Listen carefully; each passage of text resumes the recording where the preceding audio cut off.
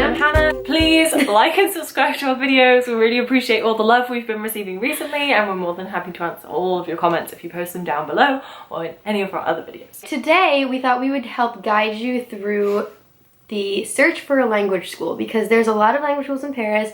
They're all very different. Some of them are very similar, and we figured we'd give you some advice as well as list some of the schools that we know of in Paris where you can take language lessons. Before you move, you're gonna hear hundreds of different names like La Sorbonne, France Lang, and there's like opera, whatever. Anyway, you're gonna hear a bunch of names and they'll be confusing and you won't know what each of them kind of offers, so we'll break it down for you. So you have two options as an au pair. You can either look for the cheapest school or the nearest school to you, or I guess you have three options. You can look for the cheapest option, cheapest school.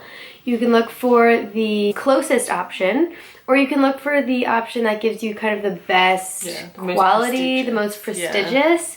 And that right off the bat is going to be the Sorbonne, La Sorbonne. Is it easy to get in? The Sorbonne is kind of like the Columbia University or like the Ivy League school of Paris. As an au pair, you wouldn't be actually a university student at the Sorbonne. You would just be in their language courses that they offer for au pairs and other foreign students, where you're there every day almost, and they offer different classes every day, but they give you a formalized program and you're with the same people, and most of them are also going to be au pairs, but a lot of people choose the Sorbonne because it is known to be a prestigious university. So once you stop being an au pair, you can still put that on your CV and it'll look like lots of employers will know exactly what it is. Yeah, that's what people think, but also I personally wouldn't pay, it's like more than $1,000 to take lessons for the whole year when you can take classes elsewhere for less than 20% of that. So that is usually the argument though, that as to why people will go there. And I know a lot of Americans will want to go to the Sorbonne because some people also are trying to get into the Sorbonne as a student after their au pair year.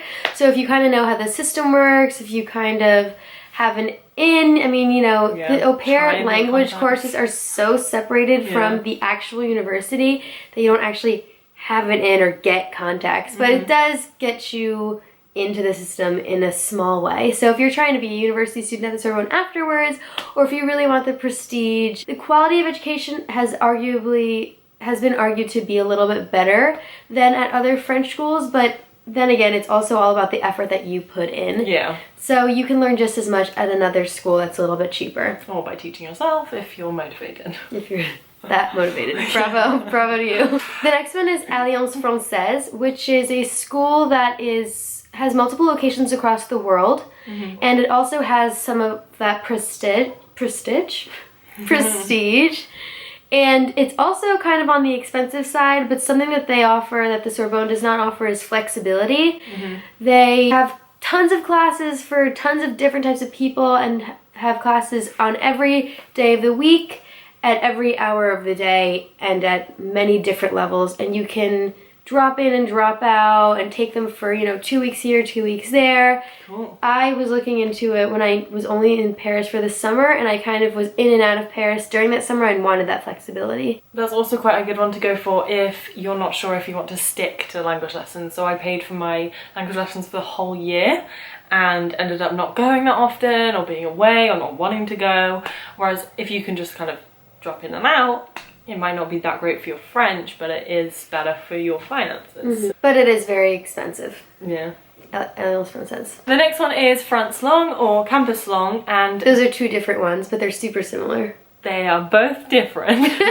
Both different but very similar. They're more for people who are on a budget. They're also language lessons which are catered more towards au pairs, so if you are looking for a cheaper place to go, that is an option which is worth checking out. We will link to them below. These two schools have different locations across the city, so if your priority is finding a place that's cheap and also close to you to cut down your commute and increase your motivation to go, I would say it's a good idea to look into Campus Lang or France Lang.